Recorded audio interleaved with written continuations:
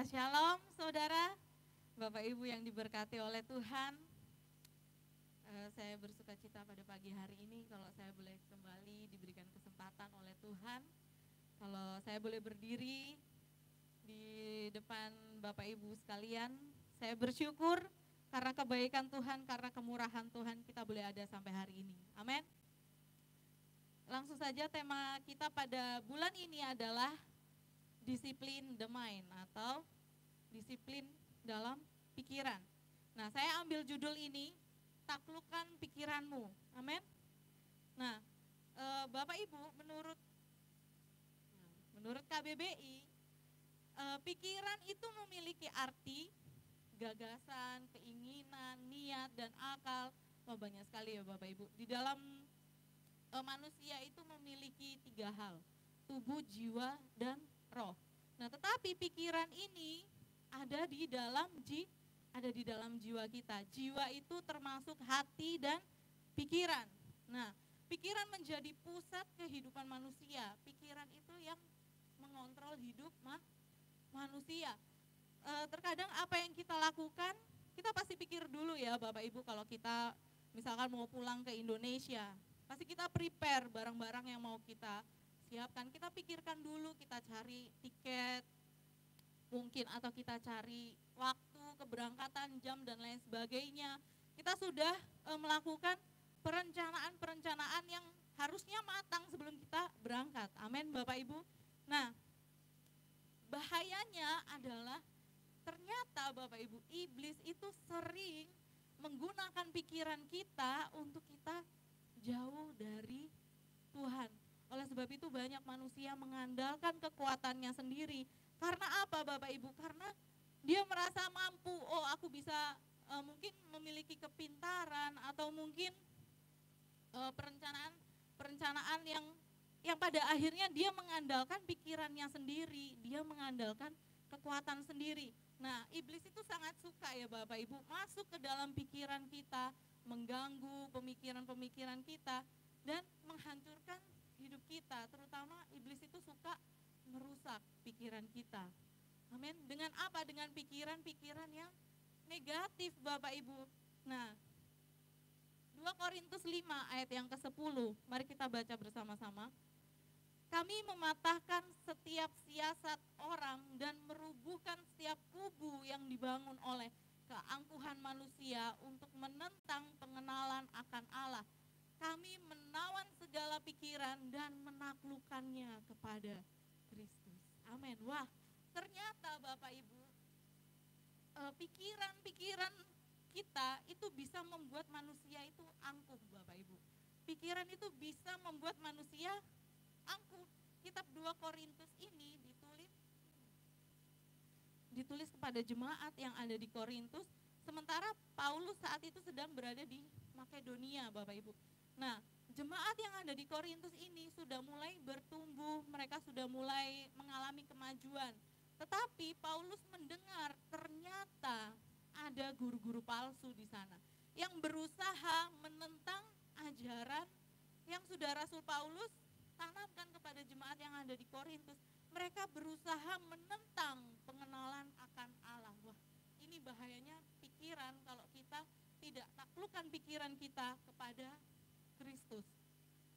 Kita memang sebagai manusia, kita masih ada di dalam dunia, tetapi kita harus berperang melawan apa Bapak Ibu? Melawan pikiran kita sendiri.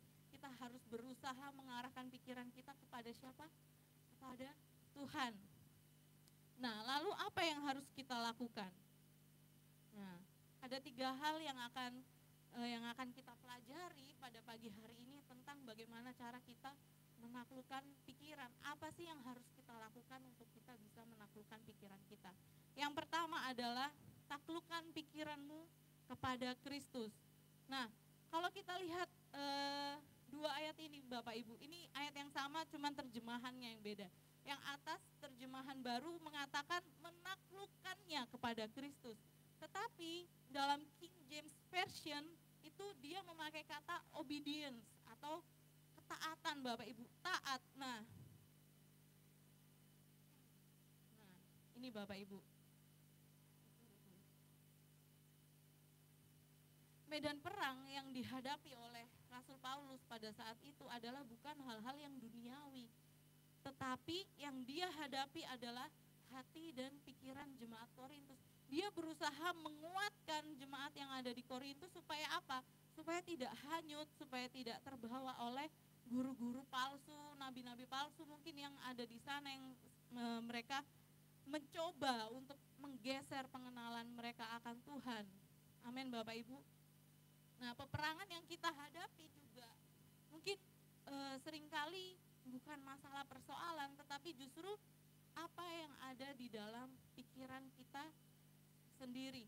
Bapak Ibu, kalau misalkan kita memiliki pikiran yang negatif, otomatis apapun yang kita lakukan, apapun yang kita kerjakan, bahkan mungkin kata-kata yang keluar dari mulut kita juga hal-hal yang negatif. Oleh sebab itu kita perlu menaklukkan pikiran kita pada Kristus. Nah, yang lebih bahaya lagi nih Bapak Ibu, seringkali kita overthinking. Nah, seringkali kita memiliki pola pikir yang salah, bahkan iblis selalu mengecoh pikiran kita. Iblis berusaha memanipulasi pikiran kita untuk tidak lagi percaya kepada Tuhan. Kok seakan-akan Tuhan gak menolong saya? Kok seakan-akan Tuhan itu gak ada di dalam hidup saya? Nah, pikiran kita mulai lagi berpikir, kalau misalkan Tuhan itu ada, saya gak mungkin sakit. Kalau misalkan Tuhan itu ada, saya gak mungkin mengalami hal ini. Nah, seringkali iblis masuk ke dalam pikiran kita, seperti yang Pastor Timotius Arifin tadi katakan. Orang-orang zaman sekarang menilai kebaikan Tuhan, menilai anugerah Tuhan dengan apa Bapak Ibu? Dengan logika. Nah, logika adalah pemikiran kita sendiri Bapak Ibu, yang seharusnya iman itu percaya bukan karena kita melihat, tetapi orang-orang yang berpikir dengan logika. Sekarang gini, aku bisa percaya kalau aku melihat. Logikanya seperti itu Bapak Ibu. Tetapi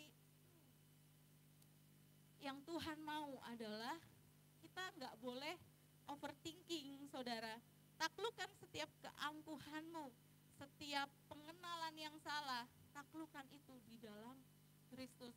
Bapak Ibu, iblis itu paling suka kalau kita anak-anak Tuhan itu jatuh di dalam dosa.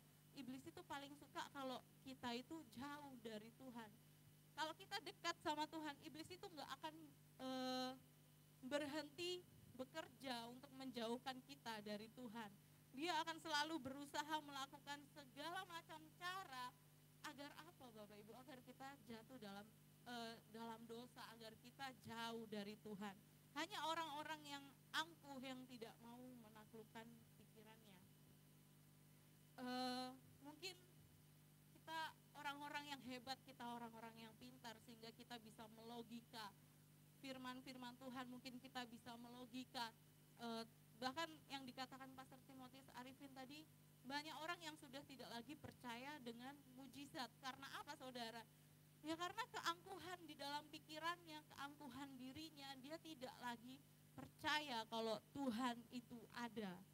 Sebenarnya orang-orang yang tidak percaya dengan Tuhan, menurut saya bukan mereka tidak kenal Tuhan, mereka kenal Tuhan Bapak Ibu, tapi dalam pikiran mereka melogika Tuhan dengan segala macam cara, sehingga mereka tidak percaya kepada Tuhan. Saya yakin mereka kenal siapa Yesus, saya yakin mereka kenal siapa Tuhan kita, dia adalah juru selamat dan lain sebagainya. Saya percaya mereka tahu, tetapi apa Bapak Ibu, tetapi pikiran mereka tidak mau menerima, karena mereka berpikir dengan menggunakan keangkuhannya sendiri. Dia berpikir dengan menggunakan logikanya sendiri Bapak Ibu.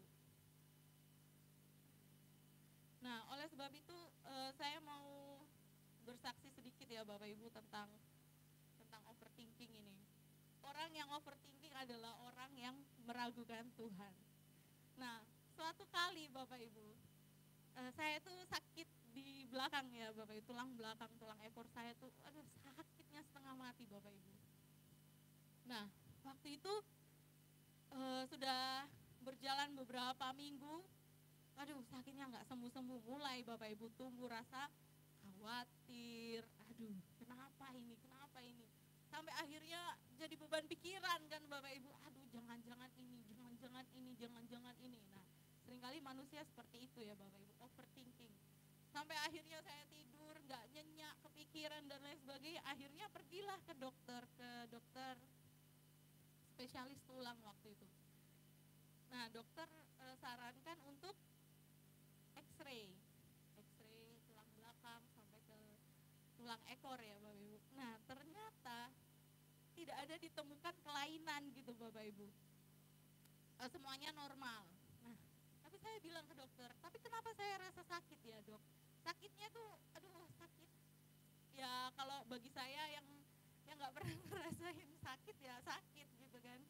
Sampai saya tuh dalam hati gini, aduh saya ini kan masih muda, masa udah sakit-sakit pinggang gitu. Lalu, waduh, kenapa ini kok?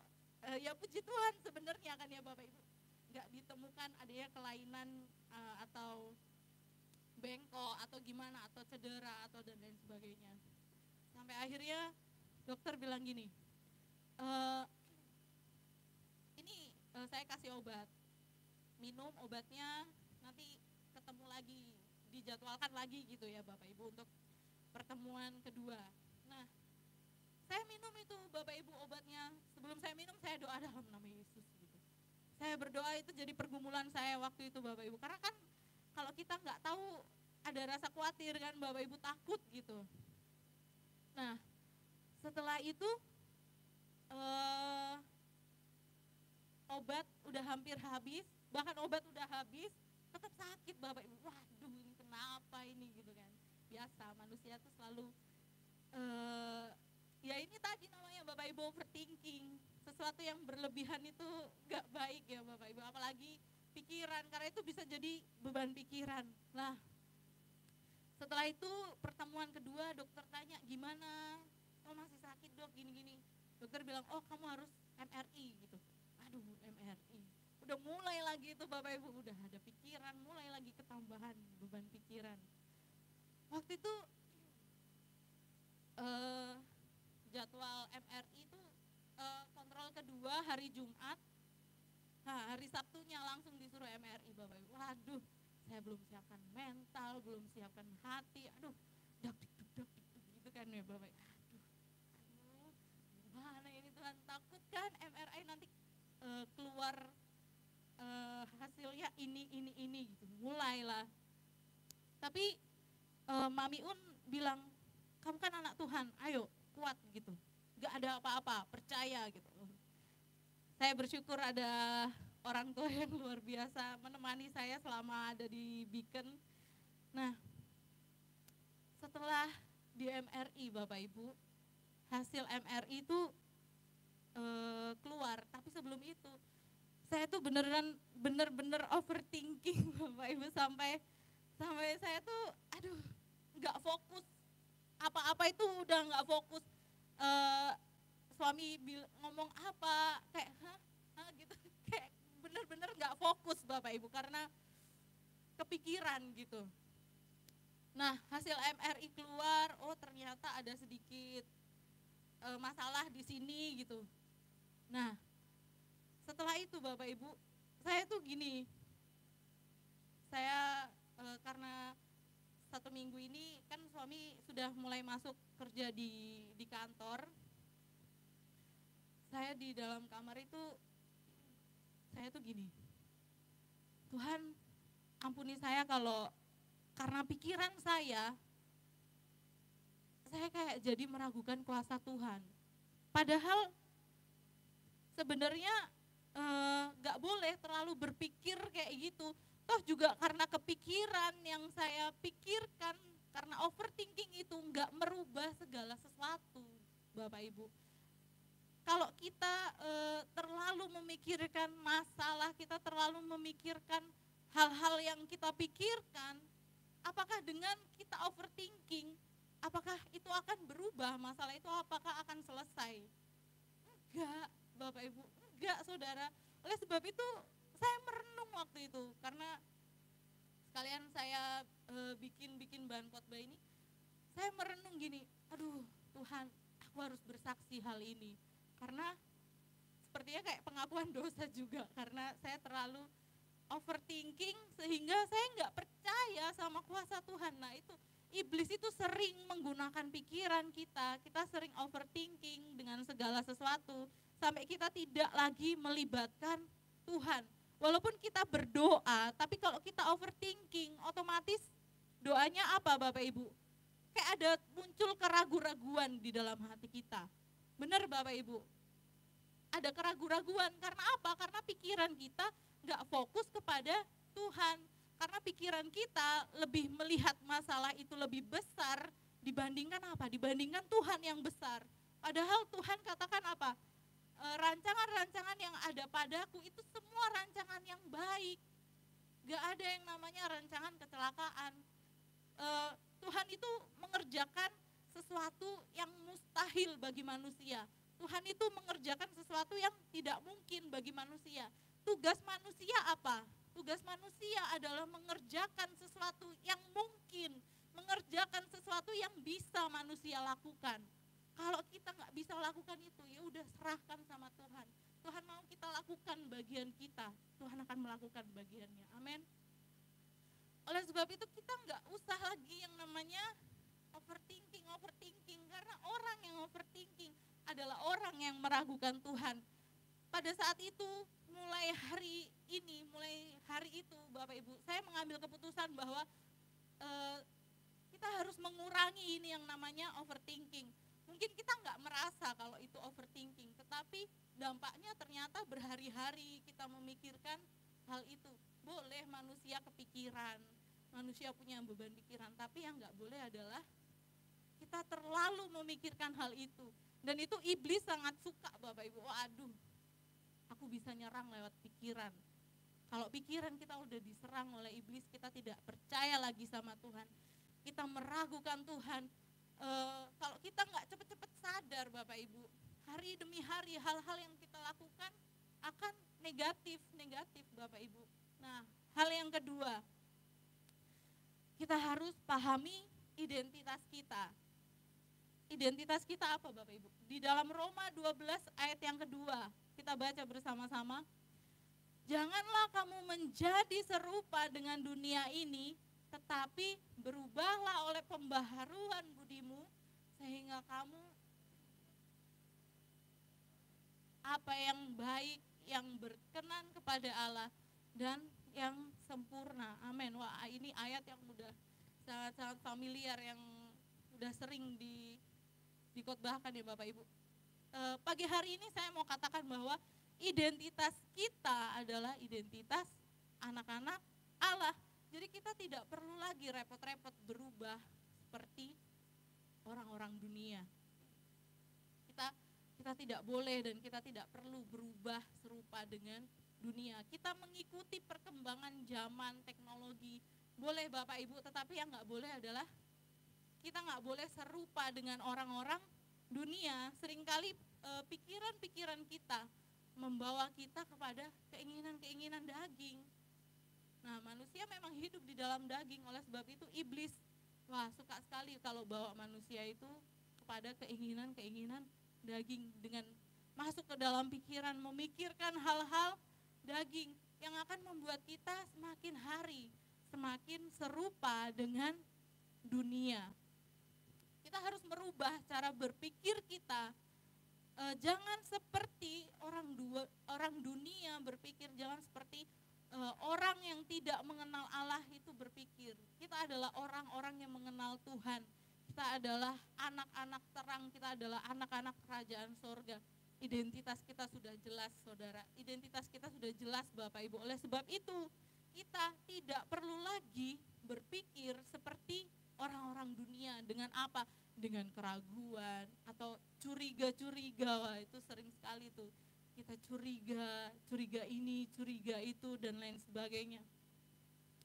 Nah, Paulus berpesan kepada jemaat yang ada di Roma agar mereka tidak menjadi serupa dengan dunia ini, tetapi berubah melalui pembaharuan budi atau pembaharuan pikiran.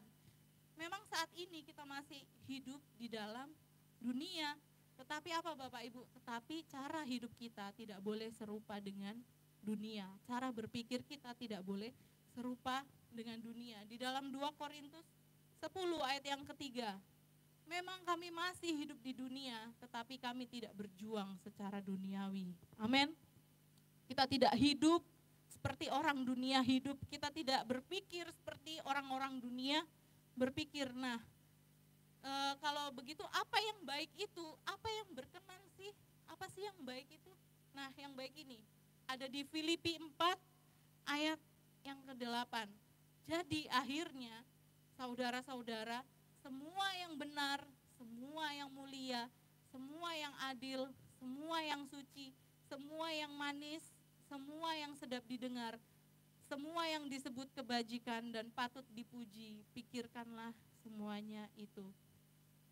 Saudara, kalau kita lihat di dalam ayat ini, kira-kira ada nggak hal-hal negatif di dalam ayat ini? Nggak ada, saudara. Oleh sebab itu Tuhan mau orang-orang yang memiliki identitas kerajaan Allah, orang-orang yang sadar bahwa dirinya adalah anak-anak Allah, dia tidak akan lagi memikirkan hal-hal yang negatif.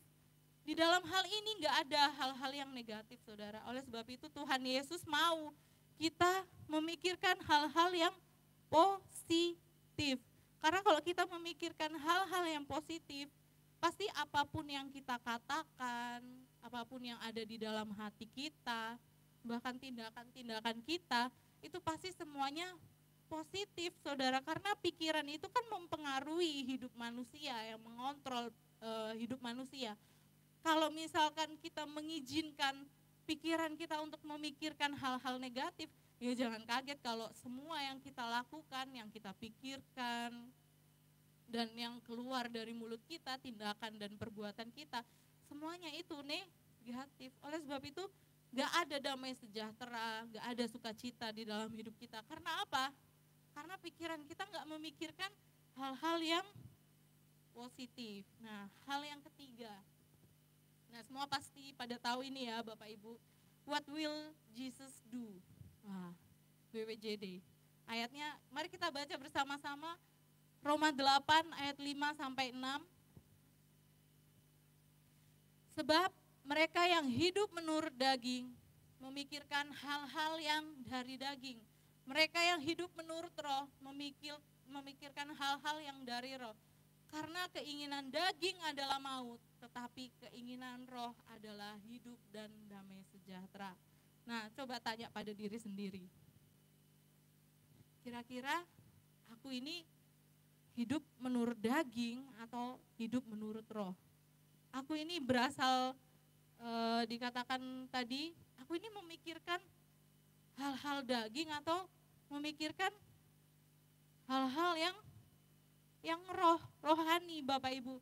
Nah, kenapa saya ambil what will Jesus do ini? Karena kita harus setiap melihat situasi, kita harus merubah cara berpikir kita seperti cara Kristus berpikir, seperti cara Tuhan berpikir. Kira-kira kalau Tuhan Yesus menghadapi masalah atau menghadapi persoalan yang saya hadapi saat ini, kira-kira Tuhan Yesus berpikir apa? Kalau misalkan kalau misalkan Tuhan Yesus ada di posisi seperti saya saat ini, kira-kira apa yang Tuhan lakukan? Nah, itu akan memicu pikiran positif Bapak Ibu di dalam hidup kita. Karena tugas iblis itu mengintimidasi kita. Kalau misalkan kita jatuh dalam dosa, kita ada di posisi yang kayak gini, pasti dia akan mengintimidasi pikiran kita kayak gini. Tuh kan, kamu kayak gini, karena apa ya? Karena kamu tuh gini. Nah, itu iblis mulai masuk ke dalam pikiran kita, sehingga apa? Sehingga kita merasa, oh iya ya, karena aku kayak gini, oh iya ya, aku nggak layak ini, aku nggak bisa, aku nggak mau melayani Tuhan karena aku nggak layak. Terus iblis, iya kamu tuh nggak layak, makanya kamu tuh nggak usah melayani Tuhan, kamu tuh gini. Coba kamu lihat tuh masa lalumu kayak gini. Wah, mulai saudara, iblis itu suka banget bikin kita jauh dari Tuhan. Padahal Tuhan itu udah nggak melihat masa lalu kita. Tuhan itu memakai kita hari ini dan Dia menyiapkan masa depan yang luar biasa bagi setiap kita. tetapi iblis mencoba mengintimidasi kita. Oleh sebab itu kita harus merubah cara berpikir kita seperti Kristus berpikir. Orang-orang yang hidup di dalam kedagingan, dia akan memikirkan hal-hal daging. Wah, banyak sekali hal-hal daging. Bahkan keduniawian, itu semua ya termasuk keinginan daging. Tetapi kalau orang yang sadar bahwa dirinya adalah anak-anak terang, anak-anak kerajaan Allah, dia pasti akan memikirkan hal-hal yang dari roh. Apa itu Bapak Ibu? Nah, di dalam Matius 6 ayat 33, tetapi carilah dahulu kerajaan Allah dan kebenarannya, maka semuanya itu akan ditambahkan kepadamu. Kalau orang dunia kebalik Bapak Ibu, cari dulu semua segala keinginan, habis itu nanti barulah kita cari Tuhan. Tapi karena kita anak-anak Tuhan, kita akan mengusahakan hidup di dalam kebenaran. Fokus kita bukan mencari segala sesuatu, mencari semuanya agar ditambahkan. Tetapi pikiran kita adalah kita cari dulu kerajaan Allah. Kita setia sama Tuhan, kita taat dulu sama Tuhan. Semuanya yang ditambahkan itu semuanya bonus Bapak Ibu, amin. Nah, kita harus orang yang memiliki identitas kerajaan sorga adalah dia yang membawa kedamaian bukan kekacauan. Dia menjadi solusi bukan malah menjadi masalah. Aduh kok tiap ada aku selalu ada masalah. Wah, itu harus koreksi diri itu Bapak Ibu ya. Aduh kok aku jadi pembawa masalah gitu ya Bapak Ibu. Wah, hal-hal daging itu hanya akan membawa kita kepada maut, kepada kebinasaan. Karena kita jauh dari Tuhan, kita jauh dari Sang Penolong itu. Padahal Tuhan itu setia, Tuhan itu selalu menolong kita, tetapi bukan Tuhan yang jauh, tetapi kita yang semakin menjauh dari Tuhan. Dengan apa? Dengan kita hidup menurut daging, kita hidup seperti orang dunia hidup. Iblis itu suka merusak cara hidup anak-anak Tuhan. Dia pokoknya segala cara dia gak akan pernah berhenti bekerja. Kalau Tuhan selalu bekerja buat kita, ingat ada iblis juga yang akan selalu berusaha dan dia akan selalu bekerja untuk apa? Untuk merusak hidup anak-anak Tuhan. Karena dia mau, iblis itu suka kalau kita itu binasa Bapak Ibu. Mereka gak mau kalau kita hidup di dalam Tuhan, hidup kalau kita beroleh kekekalan itu. Iblis itu gak suka Bapak Ibu. Jadi dia berusaha melakukan segala cara dan upaya supaya manusia itu jatuh di dalam dosa. Yang menjadi kesimpulan pada pagi hari ini adalah di dalam hidup itu hanya ada dua pikiran, saudara, seperti yang saya katakan tadi. Hanya ada dua pikiran, pikiran positif atau pikiran negatif. Hanya kita yang bisa menaklukkan pikiran kita, hanya kita yang bisa memutuskan apa yang akan kita pikirkan, itu negatif atau positif. Iblis masuk ke dalam pikiran kita dan membuat kita selalu berperang dengan pikiran kita, dengan niat, dengan keinginan, dengan bahkan akal. Tuhan itu memberikan kita kehendak bebas. Oleh sebab itu, pikiran kita harus bisa menaklukkan pikiran kita. Karena pikiran itu sesuatu yang tidak bisa kelihatan Bapak Ibu, tapi dengan pikiran itu bisa menentukan hidup kita, saudara. Jadi kalau pikiran kita positif, ya hidup kita pasti akan positif.